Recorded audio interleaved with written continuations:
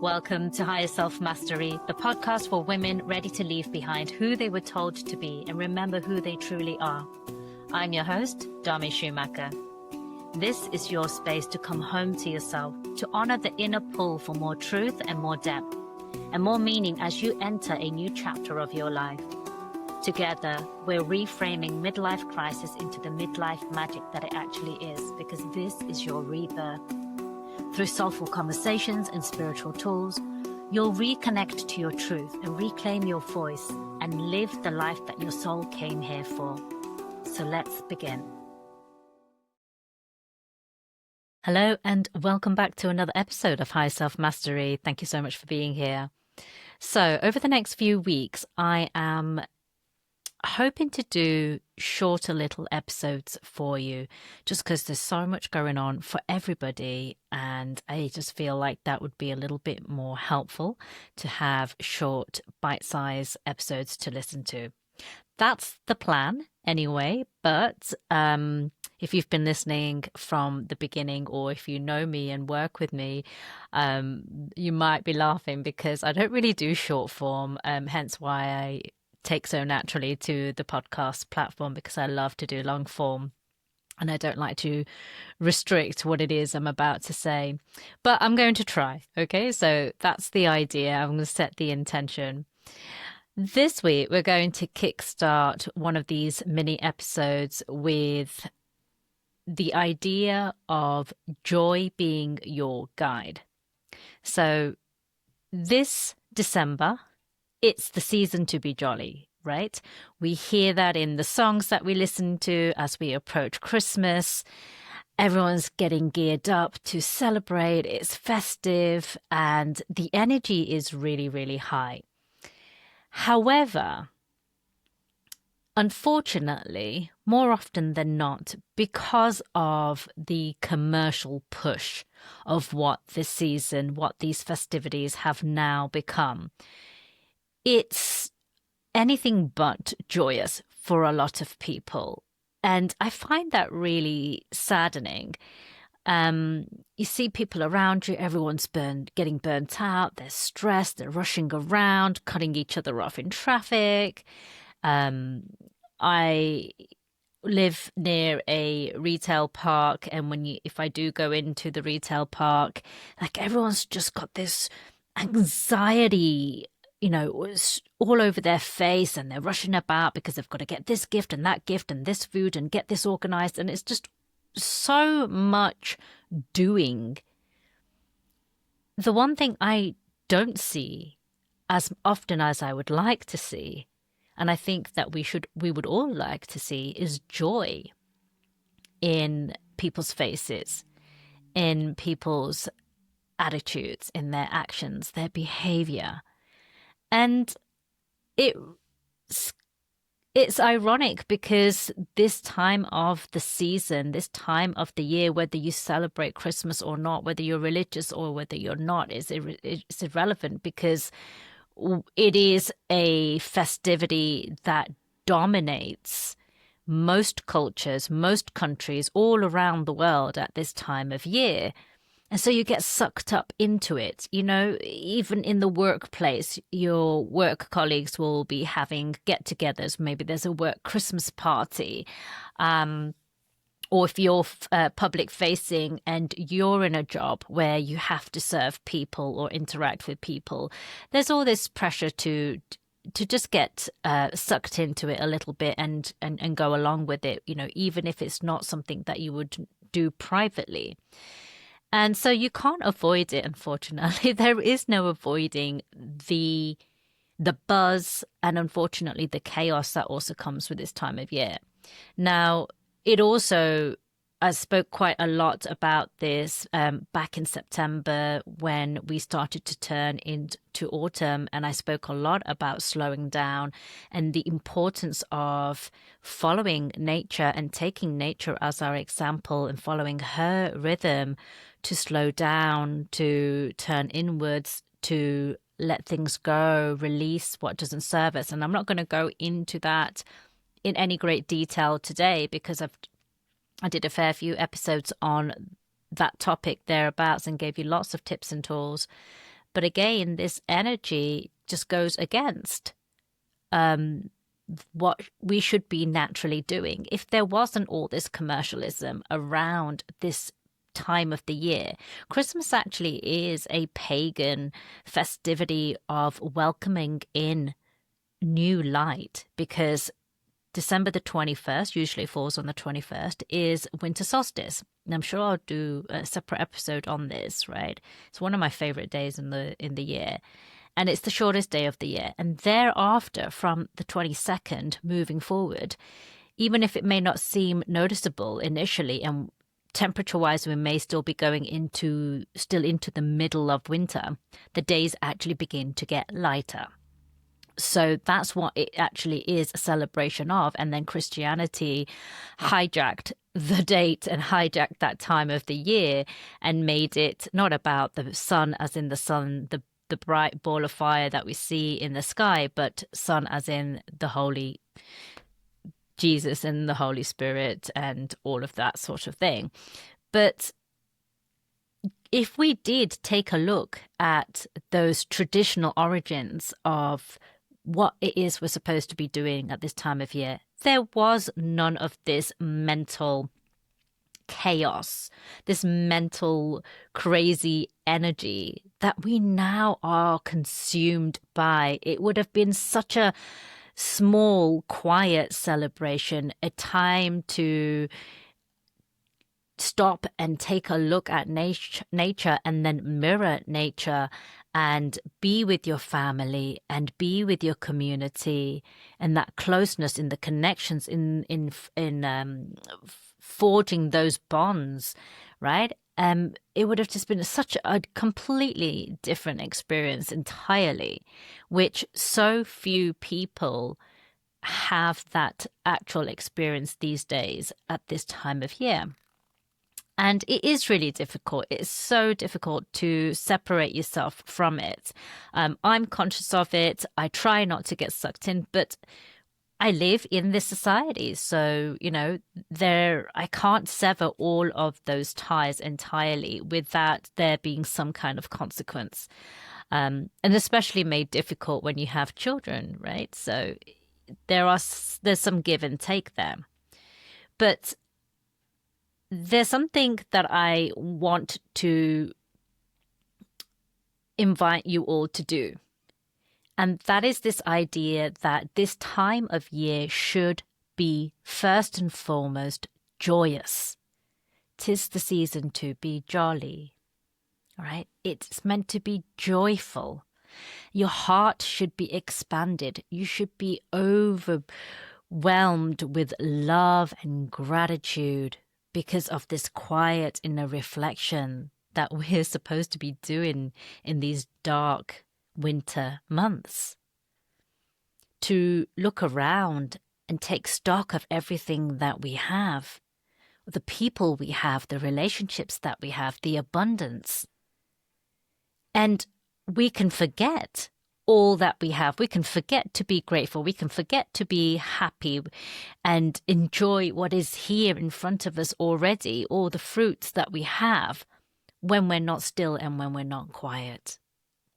And something that I heard this morning, and it was beautifully, divinely timed. I'd already decided that this is the topic that I wanted to share and speak about this week with you. And then when I tuned into one of my favorite ladies into her podcast, she's an astrologer, and I've mentioned her before. I'm sure I'll mention her many times again.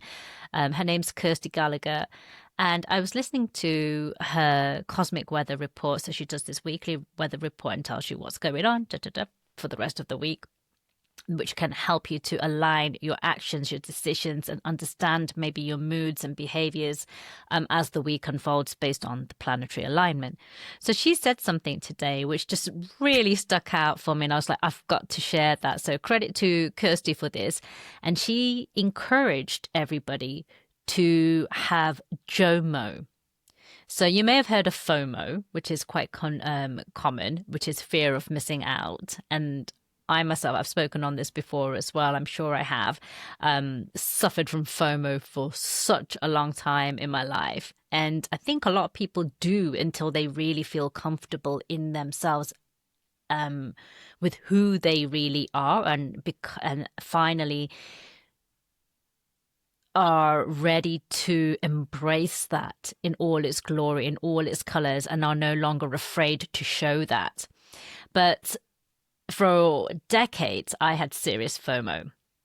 And it's this FOMO that can lead us to become unaligned with who we really are, to say yes to commitments, to say yes to invitations, when really all we want to do is say no and, do the complete opposite.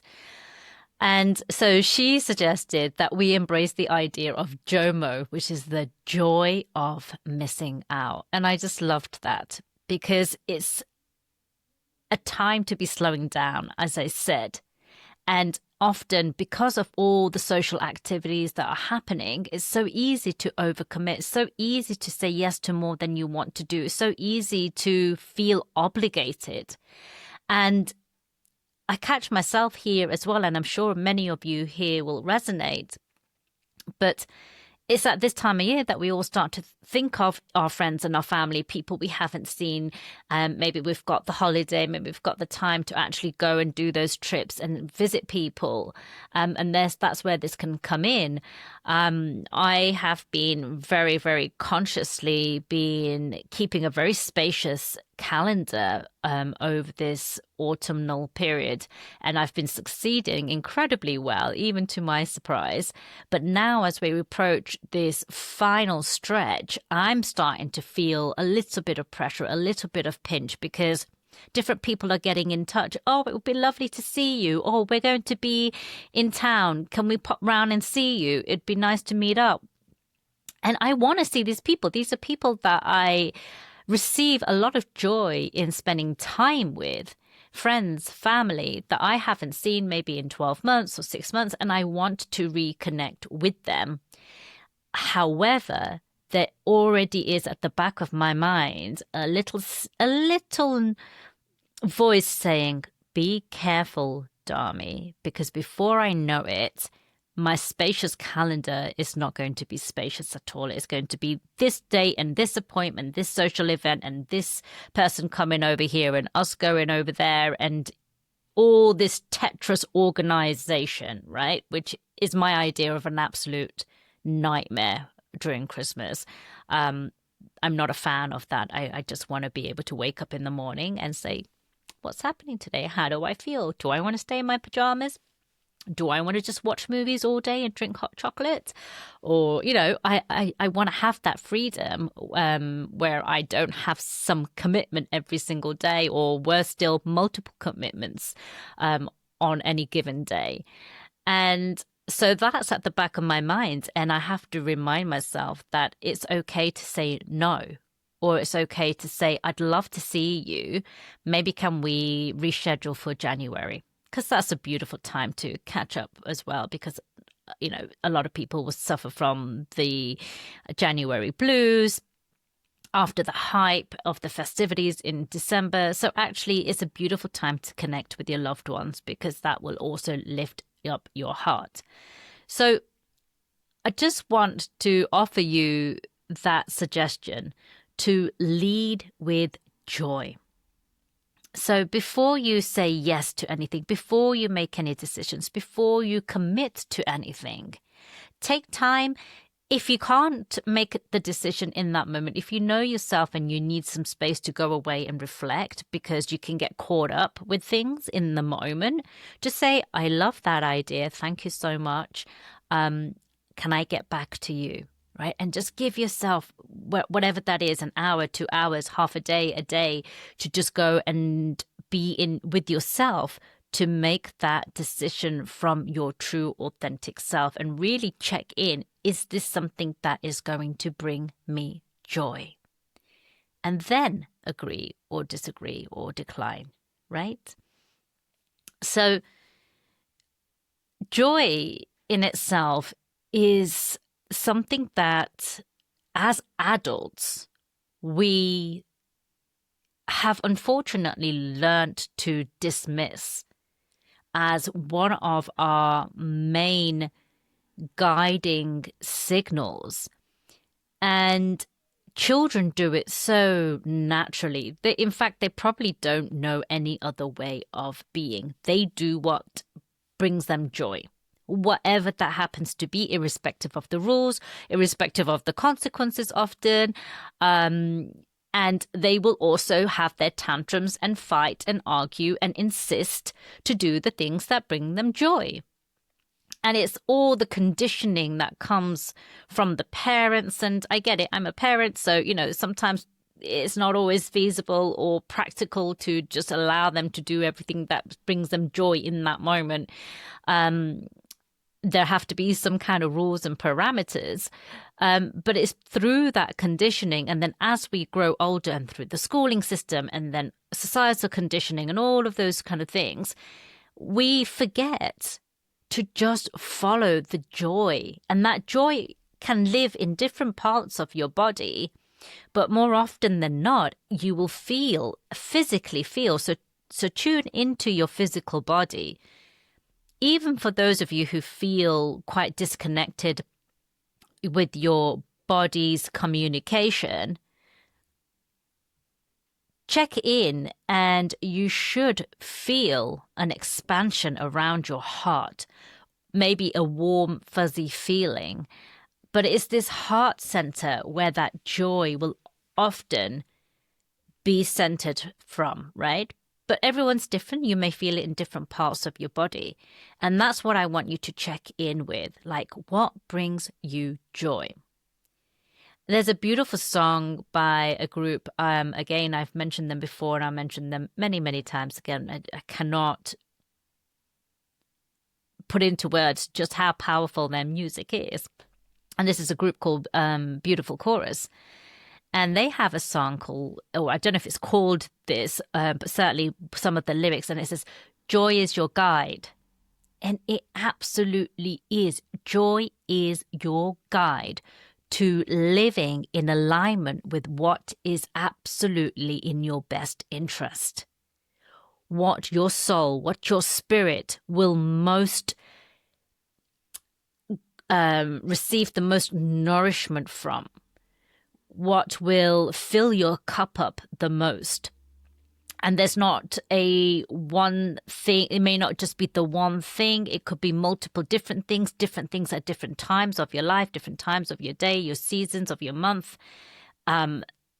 Give yourself room for that flexibility, right? Something that might bring you joy today may not bring you joy next week. And that's okay. It doesn't have to be something that you follow regimentally, on a schedule or anything like just really check in. Does it make you feel expansive? And when I work with my clients and we do purpose work, purpose is a big part of what I coach and teach. In my opinion, it's so important to figure out what your purpose is. And I'm not going to dive into that topic here, but the reason being is because when you figure out what your purpose is, that unlocks joy, right? That life force of joy and motivation and inspiration. So when I do this purpose work with my clients, I will get them to go through a series of exercises which helps them to explore what they used to do when they were children. What did you used to play when you had full freedom, when nobody was watching? What did you used to do? How did you most spend your time? On what sort of activities, or where, or with whom? And really get them to go back as much as possible and think back to their childhood before all of these restrictions came in. What would they have chosen to do? How did they choose to spend their time? And it can be tricky for a lot of people to go back so far. And also depending on everybody's childhood, it's different. Maybe they had more restrictions placed on them from quite an early age. So to ask them to recall what they did when they were very, very little can be quite challenging. But for most clients, they will be able to come back and say something. I spent my time doing this or this or this or this, and this is what I really love doing, and I would always be playing this. These are the things that brought you joy. And this is part of your authentic code, who you really are, and it won't have been lost. You may not love all of those things anymore, but the essence for which it represents, and maybe there's a thread that weaves amongst these different activities, that will still be present for you today, irrespective of whether you're 35 or 55 or 75, right? That thread will continue to weave in you. It helps you to better understand how to find your purpose, what your purpose is, or how to express your purpose. But also, the clue is in what brought you joy. And so think back. There's one invitation there for you. Think about what it is you would do. If nobody was watching, if you had no responsibilities, what would you really do to spend your time? That would just make your heart expand and just really make you feel like, that was such a good use of my time. And you feel nourished and you feel happy. What is it that you would do? If you struggle to think of anything now because your life is so full of responsibilities and commitments and you struggle to make time for yourself or you struggle to put yourself first, then I invite you to go back and think about some of the things that you did as a child or did when you were last free and able to. So maybe it was when you were a teenager, or maybe it was when you were a younger adult before you had a family or got married or anything like that, when you had more freedom. And all the clues will be there. Just so look back and trace things out, see if you can find a thread. And creativity is a big one for a lot of people. I talked a lot about commitments and social engagements, and I spent a bit of time on that because connecting with your community, connecting with your loved ones, that human connection is built into us to bring us joy. It's a part of every single person's desire to have connection. So that's why I spoke about that. There is that type of joy, the joy that comes from the connection.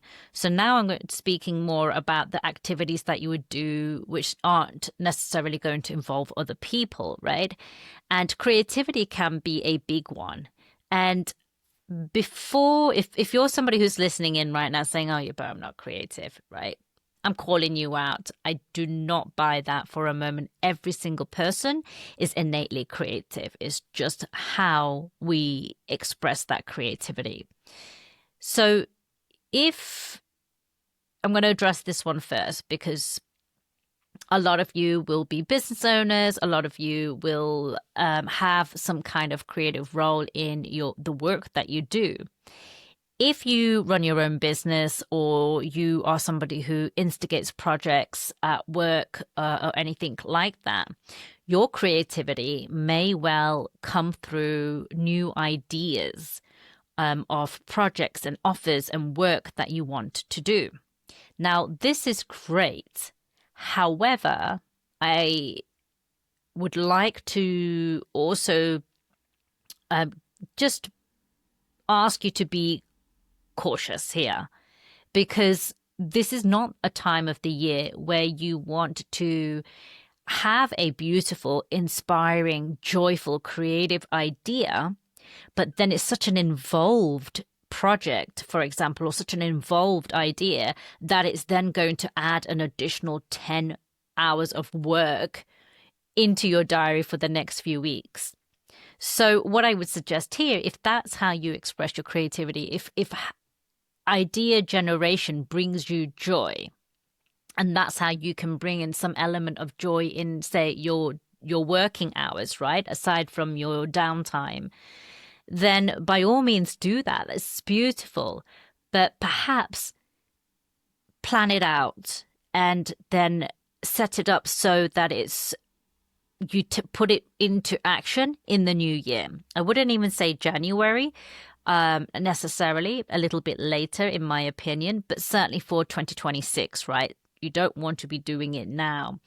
If you are the kind of person who really just needs to get your teeth into it and get things started, because otherwise it will just get forgotten, sometimes it may just be enough to map things out and plan it all out and feel creative and feel joyful about this new idea that you're birthing. And it doesn't have to go anywhere beyond that. That's okay. Like a lot of writers may write stories just for the pure joy and creativity of writing, but never actually do anything with those short pieces of writing. It's just for them, it's just for their expression. And so it could just be the idea generation for a business idea or a project, could just be for the sheer joy of expression. It doesn't have to turn into anything necessarily. But if you do want to turn it into something, just maybe think about chunking it down into very, very, very small pieces. So you can just do a small amount where maybe you spend an hour on it a week. That's it. You know, if it's time sensitive, it's going to add pressure. And I would really, really ask you to think twice about that, because you really don't want anything that's time sensitive with some kind of a deadline that's going to then put this additional pressure on you, and then you've started it, so either you feel obligated to finish it and see it through, maybe you've committed to somebody, has said it, has shared that idea, promised to deliver something, or you end up doing half of it and then quitting, and then that brings in itself all these other feelings about how you may start to question your ability to see things through. And we don't want to generate those kind of unnecessary, untrue thoughts about ourselves as well at this time, just because it all gets a little bit too much. So we don't want to add extra pressure into anything.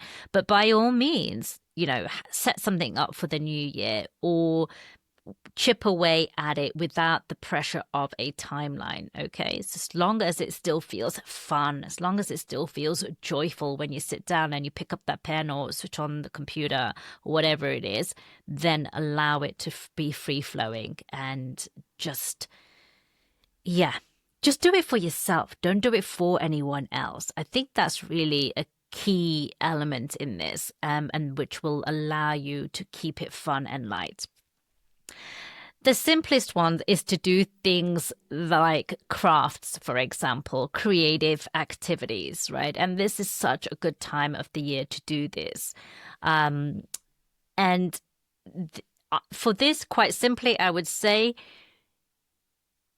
commit to just setting aside a small amount of time each week, if that's all you can do. If 30 minutes each week, you set aside something for you to do that brings you joy, which has no benefit or purpose to anyone else, and is just for your soul. So for me, at this time of year, I've got loads of things. If anything, I get confused which one to do, right? And I'm a little bit like, oh, I want to do this, and I want to do this, and I want to do that. But I love to do jigsaws. I only do one jigsaw once a year, and it's at Christmas time during December. And I'll just chip away and do a little bit in the evenings. And it takes me forever to do it, but I'll just chip away. And I love doing a jigsaw. I love to play with Lego as well. So I'll often do a Lego, build something.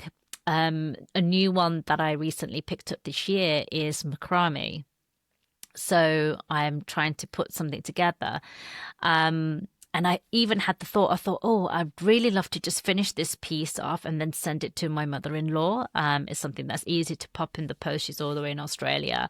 So that'll be an easy gift to post, and it's something that I've made myself. But as soon as I started to think about that, and I loved the idea of that, like I started to feel a bit of pressure. It's just like, but I haven't got the time. I'm not going to get it finished, and then I won't get it in the post in time. And it's just like, no. That's not the point of doing macrame for you, Dharmi. Like, it's like as and when you've just got half an hour, you just want to sit down and just zone out, put a good podcast on, or listen to some music, and just like, use my hands and just really, just allow that creativity to flow. And that brings me joy. So it's about checking in, whatever those little activities are, maybe it's knitting, maybe it's crocheting, or maybe it's making something, maybe it's little model things. Oh gosh, it could be all sorts of things like playing games, right? Board games are a big favorite in our house as well. We play them all the time, but certainly at this time of year, because you're looking at more indoor activities, we'll play a lot more board games, and the whole family get involved, and I get my mum and dad involved, and it's just there's a lot of laughter, a lot of fun, a lot of giggles, and that's what this is all about. Joy really is your guide. Joy is the thing that will show you when you feel disconnected, when you have forgotten what it is that nourishes who you are, your authentic, unique being. It's the joy we feel when we are engaging in an activity that is our indicator and our guide that tells us whether we are on track and aligned with who we really are. And that nourishment is absolutely priceless. Like, it will give you the energy to then go out and do some of the busyness. It will give you the energy then to step into work the next day where everyone else is stressed and hunkering down because they've got all these deadlines and all these projects they need to finish before they break for the Christmas holidays, or whatever the stresses are of the outside world, what other stresses you may have in other areas of your life. It will help you once you have charged your battery. That's what joy does. It charges your battery, it nourishes you, it replenishes you. It fills your cup up, and it will allow you then to better tackle those other responsibilities and commitments that you might have. And it's a shame that we have to be reminded to do this in today's society, in today's culture. And it's a shame that it has now become a small snippet, a small part of our week or our day. But it's not difficult to do. It's something that you do in a way that works for you. So if it's 10 minutes, it's 10 minutes. If it's 2 hours, it's 2 hours. If it's more than that, amazing, right? It's not a comparison. It's just do more than what you're currently doing. And then when you taste it, and when you realize how it feeds you, you may not want to just do 10 minutes. You may be like, you know what? I said I was going to go out and meet X, Y, and Z for some drinks today. But I'm so enjoying the activity that I'm doing. I'm so enjoying whatever it is you're engaged in that's bringing you the joy. And you're actually not that bothered about the other commitment or the responsibility. It may give you the courage to be able to just turn around and send that text message and say, I'm really sorry. Like, I'm just going to have to catch up with you another time. That's it. Right? It may give you that motivation, the courage, the boldness to start putting yourself first. Now, this may be tricky for some of you because it will ask you to speak your truth. It will ask you to put yourself first. It will ask you to maybe put down boundaries. So for some of you, this is going to be quite a challenging task. It may seem like, oh, joy is your guide. Do something joyful. That sounds really, to some of you, it may sound really easy to do and not so much of a challenge. But for others, this could be quite a challenging task. But I promise you, try to the best of your ability to bring in some more joy this week, a little bit every day if you can, and see how, and just take one day at a time, right? Don't think about the whole of December. Don't think all the way to December, like leading up to Christmas, sorry. Like, just take one day at a time, one day at a time. Can you just allow something joyful into your day, something small that's just for you and joyful in your day. Maybe you watch some comedy. Maybe you listen to a comedy podcast and just laugh out loud. You know, just really allow your heart to expand. Because that's what this season is supposed to be about returning home to ourselves, about replenishing our cup, about getting quiet, really, so that we can recharge. But we can't always sit in silence. We can't always stop. And it's not always practical and realistic for everyone to do that, maybe even if you want to do it. So this is another way to recharge and fill up your cup by following what is joyful to you, not what is joyful to anyone else, but what is joyful to your soul. Okay, that's it from me. Please do let me know if you do take action on this. I'd love to hear some of the things that you choose to go on and do to bring a little bit more joy into your life. You can write in, email me, or drop a comment if you're watching on YouTube or something like that. And if you haven't already, please do subscribe and leave a review if you are enjoying this podcast. Okay, that's it from me. Have an amazing week, everybody, and I will see you back here next week. Bye-bye. Thank you for joining me on this episode of Higher Self Mastery. If something landed, moved you, or sparked a shift, I'd love to hear from you. Be sure to follow, subscribe, and share this episode with a woman in your life that is also ready to rise. And if you found value in today's conversation, please take a moment to rate and review this podcast, especially in these early days. It really helps others to find this work too. If you're craving deeper support and sisterhood, join my mailing list using the link below, where you'll be the first to receive free meditations, learn about up-and-coming retreats, and other ways that we can work together. Until next time, honor your truth and trust in the timing of your becoming.